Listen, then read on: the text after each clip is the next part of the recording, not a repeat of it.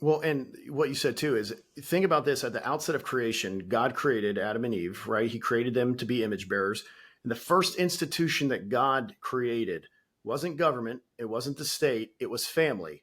Yes. So if we want to hierarchical scale this, family was the very first institution that God made with Adam and Eve when he gave them the be fruitful and multiply mandate.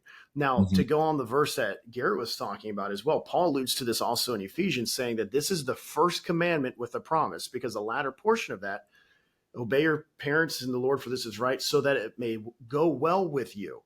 Mhm. So you honor your father and mother, not because they were good or bad, but because the Bible tells you to honor your father and mother. Now, what does that honor look like? It doesn't look like you become a welcome mat, you let them step all over you.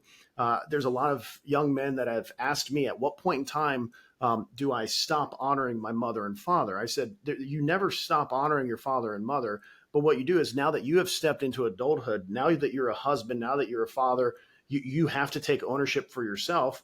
But also the way in which you react and treat your parents is critical, because they'll Mm. want to step in, they'll want to try and guide you and everything else, but ultimately you're the one that's going to give an account to God for how you're stewarding your family well. But then also too, you cannot chalk up all of your misgivings and all of your wrongs because you didn't have a father or because they Yeah. weren't a good father. So you are learning still.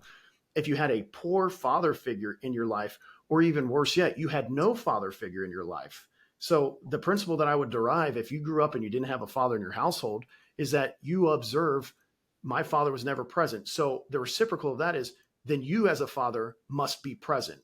Be present in all the different ways that your father wasn't there. Or if your dad hit you, or if your dad was a drunk or anything else, then you're learning, I'm not going to hit my kids and I'm not going to be a drunk. So you can still learn from the negatives, but you can still honor them by just respecting them, because the Bible tells you to do that, not because it's easy. So God in his sovereignty has allowed this to happen for you to have had a bad or a poor or a no father in this out of the sin, but God can still make good from that according to his purposes. Peter talks about this, and for all throughout First Peter, about these suffering and these trials and these endurances is a manner of divine discipline for us, to correct us to not fall back into sin, but to then guide us now into holy living, as First Peter 1:16 says, to pursue holiness as he is holy. So even in the bad sections, even in the bad parenting, even in the no parenting, you can still learn and grow from that time period, which can shape you into being a solid man,